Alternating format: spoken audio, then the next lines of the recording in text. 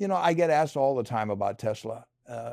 Young investors especially, they want to know what I think about Elon Musk, electric vehicles, the future of transportation, all of it. And I'll tell you exactly what I tell them. Tesla might be a wonderful company. Elon Musk might be a genius. Electric vehicles might very well be the future.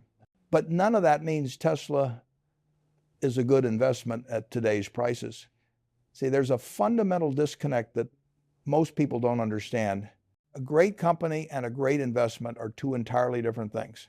You can have the most innovative, most disruptive, most exciting company in the world, and it can still be a terrible investment if you pay too much for it. And conversely, you can have what most people would call a boring company, something that makes nobody excited at cocktail parties, and it can be an absolute wealth-generating machine if you buy it at the right price. And I've been investing for over 70 years now, and I've seen this pattern repeat itself over and over again. The exciting stocks, the ones everyone talks about, the ones that promise to change the world, they capture people's imaginations. They dominate the financial news. They're all anyone wants to discuss. But you know what? Most of them end up disappointing investors. Meanwhile, the boring stocks, the ones nobody pays attention to, the ones that just quietly go about their business year after year after year, those are the ones that actually make people wealthy. Let me tell you a story that perfectly illustrates what I'm talking about. Back in the late 1990s, everyone was obsessed with dot-com stocks. Companies with no earnings, no profits, sometimes no revenue at all, were trading at astronomical valuations. People thought I was a dinosaur because I wouldn't invest in them. They said I didn't understand the new economy. They said the old rules of investing no longer applied. They said I was missing out on the opportunity of a lifetime. You know what I was buying during that period? Boring stuff, really boring stuff. I was buying more shares in Coca-Cola, a company that had been around for over 100 years.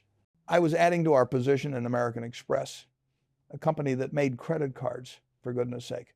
I was investing in insurance companies and railroads and other businesses that had been doing the same thing for decades. People thought I was crazy. They thought I was washed up. They thought the game had passed me by. Then the dot-com bubble burst. All those exciting companies, the ones that were going to change everything, they went to zero.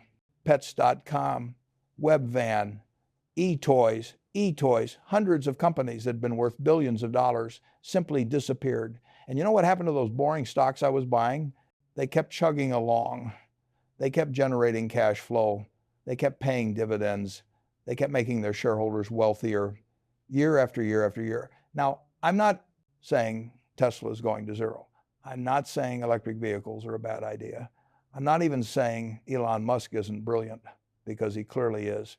What I am saying is that when you pay 70 or 80 or 90 times earnings for any company, you're assuming that everything has to go absolutely perfect for years and years to come. You're assuming no competition, no setbacks, no problems, no challenges. You're assuming perfection. And in my 70 plus years of investing, I've learned one very important lesson. Nothing is ever perfect. So today, I'm going to share with you 5 stocks that most people would call boring. These aren't companies that are going to make you sound smart at dinner parties. These aren't stocks that your friends will be impressed that you own. But these are businesses that I believe will outperform Tesla over the next 10 years. Not because Tesla will fail, but because these companies are trading at reasonable valuations, have sustainable competitive advantages, and will steadily compound wealth while everyone else is chasing the next shiny object. The first boring stock that I believe will outperform Tesla is one that Berkshire Hathaway has owned for decades. I'm talking about Procter & Gamble. Now, I can already hear the groans. Warren, you want us to invest in toilet paper and laundry detergent? That's your big idea? Yes. Yes, I do. And let me tell you why. Procter & Gamble owns some of the most powerful brands in the world. Tide, Pampers, Gillette, Crest, Oral-B, Bounty, Charmin, Dawn, Febreze. The list goes on and on. These aren't exciting products. Nobody wakes up in the morning thrilled about buying dish soap. But you know what? People buy these products every single week, regardless of what's happening in the economy. Recession, boom, pandemic, war, it doesn't matter. People still need to wash their clothes, brush their teeth, and change their babies' diapers. That's what I call a wide moat. Procter & Gamble has spent over 180 years building brand loyalty. When you walk down the aisle at the grocery store, you don't spend 20 minutes comparing laundry detergents. You grab the Tide because that's what you've always used, that's what your mother used, and that's what works. That brand loyalty is worth billions of dollars, and it can't be replicated overnight. Some Silicon Valley startup isn't going to disrupt the laundry detergent market. It's not going to happen. But here's what really makes Procter & Gamble special: pricing power. When costs go up, and costs always go up over time because of inflation, Procter & Gamble can raise prices. Can Tesla raise prices when they're competing with Ford, GM, Volkswagen, Toyota, Honda, Hyundai, and a dozen Chinese manufacturers all fighting for market share in electric vehicles? It's going to be very difficult. But can Procter & Gamble raise the price of Tide by 3%? They do it every year, and consumers barely notice. Procter & Gamble currently trades at around 24 times earnings and pays a dividend yield of about 2.5%. That dividend has increased for 67 consecutive years. 67 years. Through Vietnam, through oil crises, through recessions, through the dot-com bust, through the financial crisis, through COVID, the dividend went up every single year. That's the kind of reliability and consistency that builds wealth over time. Now compare that to Tesla. Tesla trades at, depending on the day, somewhere between 50 and 80 times earnings. They pay no dividend. Their profit margins are under pressure as competition increases. They're facing potential headwinds from reduced government subsidies for electric vehicles. Their stock price is incredibly volatile. It might go up 50% next year. It might go down 50%. Nobody knows. But I'll tell you what I do know. 10 years from now, Procter & Gamble will still be selling Tide and Pampers and Gillette. They'll still be paying a higher dividend than they pay today, and their shareholders will have compounded their wealth steadily and predictably. The second boring stock that will outperform Tesla is one that makes me money every single day, and I don't even have to think about it. I'm talking about Visa. Now, Visa isn't quite as boring as Procter & Gamble, but it's certainly not as exciting as electric vehicles and self-driving cars and trips to Mars. Visa just processes payments. That's it. You swipe your card, Visa takes a tiny cut, and life goes on. Boring, right? Wrong. It's brilliant. Here's why Visa is one of the best businesses in the world. They don't take credit risk. They're not a bank. They don't lend money. They don't worry about people defaulting on loans. They just move money from point A to point B and take a small fee for doing it. It's like owning a toll bridge on a highway that keeps getting busier every single year. The more transactions that occur, the more money Visa makes, and they don't have to take on any of the risk that banks take on. Think about the fundamental trend that's happening in the world. Cash is disappearing. When I was young, everything was cash. You got paid in cash, you bought groceries with cash, you paid your rent with cash. Today, my grandchildren rarely carry cash at all. Everything is digital. And that trend is accelerating. In another 10 or 20 years, cash will be virtually extinct in developed countries. Every transaction will be digital.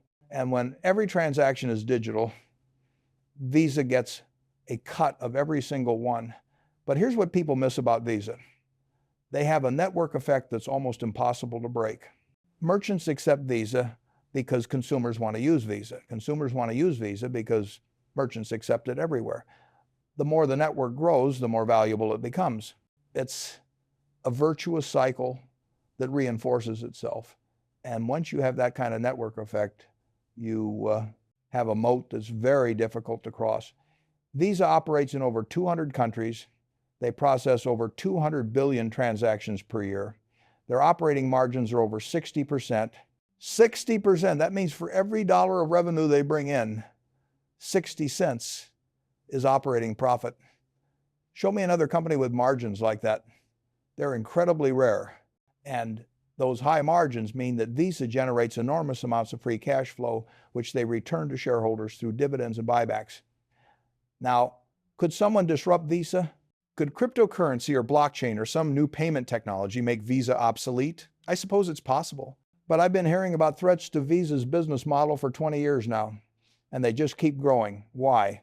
Because they have scale, they have relationships with banks and merchants worldwide, they have brand trust, and they have a network that took decades to build. None of that disappears overnight. Visa trades at around 30 times earnings. That's not cheap, but for a business with their competitive advantages and growth prospects, it's reasonable. And I'll make you a bet right now. 10 years from now, Visa will have processed far more transactions than they do today. Their earnings will be substantially higher, and their stock price will have delivered solid returns to shareholders. Will it be as exciting as watching Tesla's stock gyrate up and down by 10% in a single day? No, but that's precisely the point. The third boring stock is one that most people use every single day without even thinking about it. I'm talking about Johnson & Johnson. Now, Johnson & Johnson makes Band-Aids and baby powder and Tylenol. They also make medical devices, pharmaceuticals, and operate one of the most diversified healthcare businesses in the world. Boring? Yes. Profitable? Extremely. Let me tell you why healthcare is such a wonderful business to be in. People get old, people get sick, and people need medicine and medical care. That's not going to change. In fact, as the global population ages, especially in developed countries, healthcare spending is going to increase dramatically. The number of people over 65 is growing rapidly, and older people consume far more healthcare than younger people. That's a demographic tailwind that will last for decades. Johnson & Johnson has been around for 137 years. They've survived 2 world wars, the Great Depression, multiple recessions, pandemics, and every other challenge you can imagine.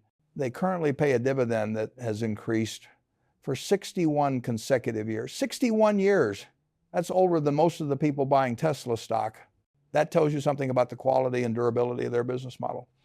But here's what really impresses me about Johnson & Johnson. Diversification. They're not dependent on one drug or one product or one market. They have pharmaceutical products that treat everything from cancer to autoimmune diseases. They have medical devices that are used in surgeries worldwide. They have consumer products that people buy every day. If one segment has a bad year, the others pick up the slack. That's stability. That's predictability. That's what you want when you're building wealth over decades. Johnson & Johnson trades at around 17 times earnings. That's cheaper than the overall market. They pay a 3% dividend yield. Their balance sheet is rock solid with a AAA credit rating, which is rarer than you might think. Very few companies have AAA credit ratings anymore. That tells you that the credit rating agencies believe Johnson & Johnson is about as safe as it gets in corporate America. Now, will Johnson & Johnson grow as fast as Tesla? Of course not. Tesla is growing rapidly because they're starting from a smaller base and because electric vehicles are taking market share from traditional cars. But here's what people forget. Eventually, that growth slows down. Eventually, everyone who wants an electric vehicle has one. Eventually, competition drives down margins. Eventually, growth reverts to something closer to GDP growth. And when that happens, suddenly a steady, predictable, dividend-paying stock like Johnson & Johnson starts looking a lot more attractive than it did during the high growth phase. The fourth boring stock that will outperform Tesla is one that I've loved for decades. In fact, Berkshire Hathaway has owned this company since the 1980s. I'm talking about Walmart. Now, I know what you're thinking. Warren, Walmart is the most boring company in America. They sell groceries and cheap clothes and household goods. Where's the excitement? Where's the innovation? Where's the disruption? And my answer is, who cares? Boring works. Boring makes money. Boring builds wealth. Walmart is the largest retailer in the world. They have over 10,000 stores in 24 countries. They employ over 2 million people. They generate over $600 billion in revenue every year. Those are numbers so big they're almost hard to comprehend. And here's the thing about operating at that scale. Nobody can compete with your prices. Nobody can match your supply chain. Nobody can replicate your infrastructure. It took Walmart 70 years to build what they have. You can't shortcut that. People have been predicting Walmart's demise for years. First, it was going to be Target. Then it was going to be Amazon. Then it was going to be online shopping in general. But you know what? Walmart is still here, still growing, still dominant. Why? Because they adapted. They built one of the best e-commerce platforms in retail. They offer pickup and delivery. They invested billions in technology and logistics. They didn't sit still. They evolved. But here's what makes Walmart special for the next 10 years. Low prices matter more during economic uncertainty. When inflation is high, when consumers are stretched, when budgets are tight, people shop at Walmart. It's counter-cyclical in some ways. During good times, people might shop at fancier stores. During tough times, they come back to Walmart. That provides a floor on the downside that most retailers don't have. Walmart currently trades at around 27 times earnings and pays a dividend yield of about 1.5%. That dividend has increased every year for 50 years. They're not going to suddenly go out of business. They're not going to get disrupted by some startup. They're going to keep doing what they do, selling everyday goods at the lowest prices and quietly making their shareholders wealthier year after year. Compare that to Tesla, which faces increasing competition from every major automaker in the world. Ford is spending tens of billions on electric vehicles. GM is all in on electric. Volkswagen has committed their entire future to electric vehicles. The Chinese manufacturers are producing electric vehicles at price points Tesla can't match. How does Tesla maintain their market share and profit margins in that environment? It's going to be very challenging. Meanwhile, nobody is going to out Walmart. They're the low-cost leader, and that's a position that's very difficult to attack. The fifth and final boring stock that will outperform Tesla is one that Charlie Munger, my late partner and best friend, used to talk about all the time. He called it one of the best businesses he'd ever seen. I'm talking about Costco. Now, Costco is a warehouse club that sells bulk goods to members. You pay a membership fee for the privilege of shopping there. On the surface, it sounds like one of the most boring businesses imaginable, but when you dig deeper, you realize it's actually a stroke of genius. Here's how Costco works. They sell products at very low margins, sometimes barely above cost. They make almost all their profit from membership fees. Think about how brilliant that model is. They're incentivized to give you the best possible prices because they want you to renew your membership year after year. They're not trying to maximize margin on every item. They're trying to maximize the value they provide to members. That creates incredible customer loyalty. Costco has a membership renewal rate over 90%. 90%. That means once someone becomes a Costco member, they almost never leave. That's recurring revenue year after year after year. It's predictable, it's stable, it's beautiful. And as Costco adds more locations and more members, those membership fees grow and the profits grow with them. But here's what really sets Costco apart: their culture. Costco pays their employees significantly more than most retailers. They provide good benefits. They promote from within. They treat their workers well. Why does that matter to investors? Because it results in lower turnover, better customer service, higher productivity, and a better shopping experience. And that's a competitive advantage that doesn't show up on a balance sheet, but matters enormously in the real world. Costco also has tremendous pricing power with suppliers. When you're buying massive quantities of products, you can negotiate better prices than anyone else. They pass those savings on to members, which reinforces the value proposition, which keeps renewal rates high, which allows them to open more stores, which gives them even more purchasing power. It's another one of those virtuous cycles that I love to see in businesses. Now, Costco isn't cheap. It trades at around 40 times earnings, which is higher than most retailers. But you know what? It's worth it. When you have a business model this good, with this much customer loyalty, with this much room to grow internationally, you have to pay up a bit. And I'm happy to do that for a business I know will still be thriving 20 years from now. Can Tesla compete with Costco? Of course not. They're in completely different businesses. But the question isn't whether Tesla is a good company. The question is whether Tesla stock will outperform these boring stocks over the next 10 years. And I'll make a prediction right now. 10 years from today, the collective return of Procter & Gamble, Visa, Johnson & Johnson, Walmart, and Costco will exceed Tesla's return. Not because Tesla will do poorly necessarily, but because these 5 companies will steadily compound wealth while paying dividends and buying back shares and doing all the boring things that actually create shareholder value. You see, The problem with exciting stocks is that all the excitement gets priced in. Everyone knows Tesla's innovative. Everyone knows electric vehicles are the future. Everyone knows Elon Musk is brilliant. All of that is already reflected in the stock price. You're not getting some secret information that nobody else has. You're paying a premium price for a premium company, and that premium leaves very little room for error. With boring stocks, it's the opposite. Nobody expects much. Nobody is excited. Nobody talks about them at parties. But that lack of excitement means they often trade at reasonable or even cheap valuations. And when a good business trades at a reasonable price, that's when you can make real money over time. You're not paying for hype. You're not paying for excitement. You're paying for cash flows and dividends and earnings that will compound for years to come. Let me tell you about another lesson I learned many decades ago. Back in the 1960s, I used to invest in what I called cigar butt stocks.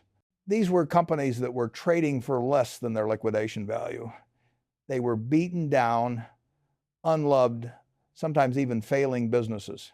But they were so cheap that you could buy them, get one last puff out of the cigar butt, and make a profit.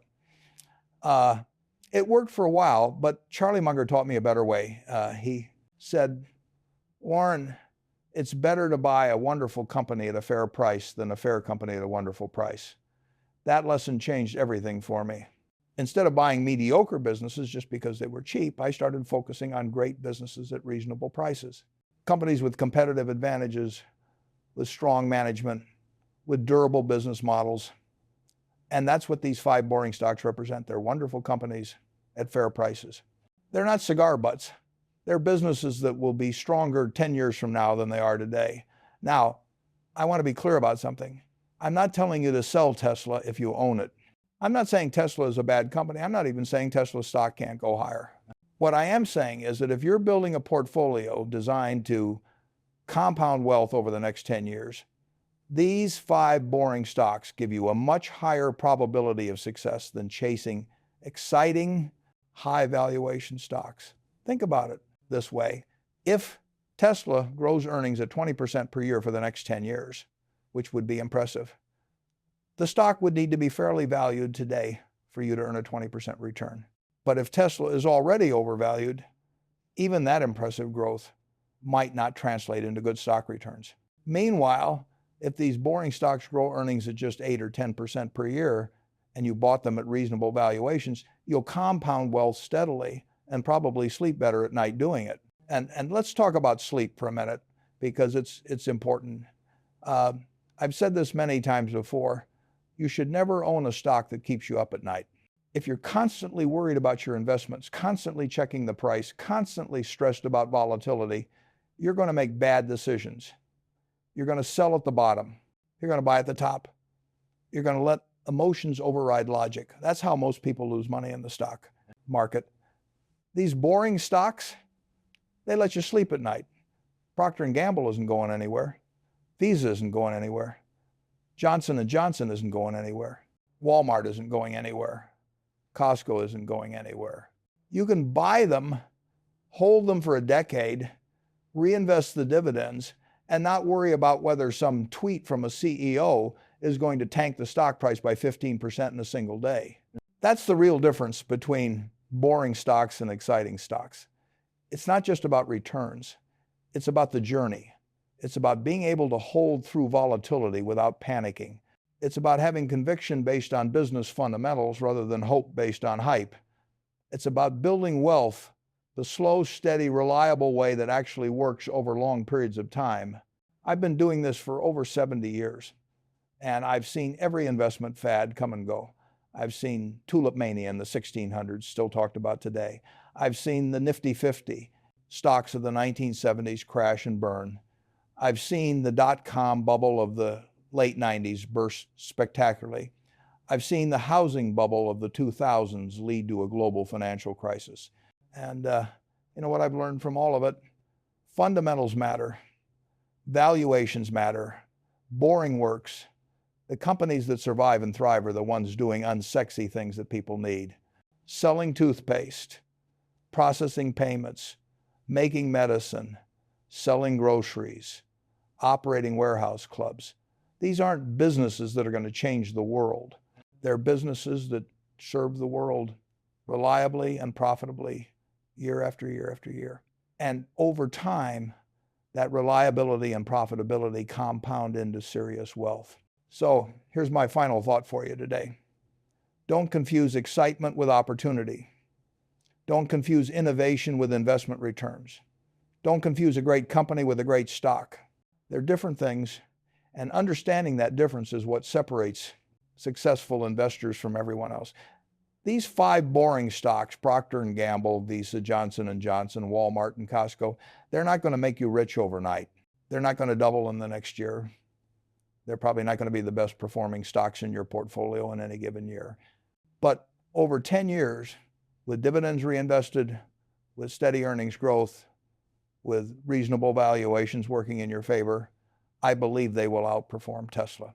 Not because I want Tesla to fail, but because boring works, fundamentals matter, and time rewards patience.